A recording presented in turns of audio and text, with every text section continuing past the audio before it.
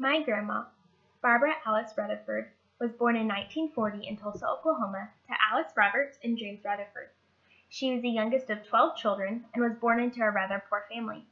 Her parents worked constantly, and her older siblings already had families of their own at this point, leaving my grandma with little support and no one who was truly willing to give her the attention she deserved.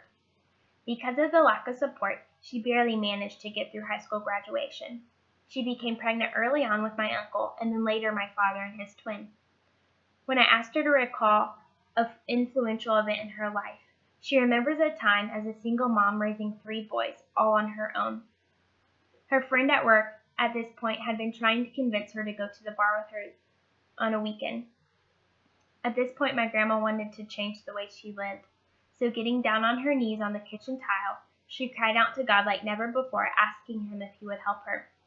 She remembers that as clear as day, she could hear his voice say, "Yes, and I love you." Even though she had been saved previously, this was truly the moment where her life began to be lived for the Lord. A little while later, she would meet my grandpa, Johnny Duval, and they would continue to draw close to the Lord together. I admire my grandma's decision so much that day, to choose the Lord instead of alcohol and men to medicate the pain she was feeling. Her decision that day directly has impacted my faith, because it ultimately planted a seed in my dad, who would later become a Christian as a young man, and who has helped me in my faith since I was a little girl.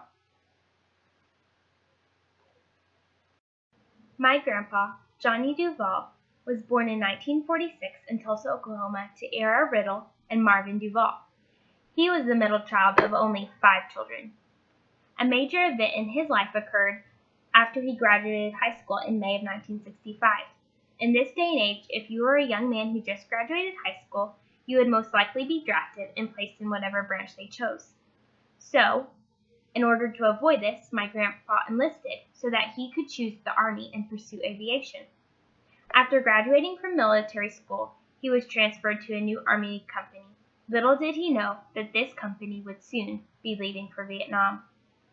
When he first arrived in Vietnam, he was part of a stable, older outfit with plenty of resources, and recalls this time in Vietnam not being too bad. However, he got transferred to an aviation company in the middle of nowhere, where the battle was raging against North Vietnam.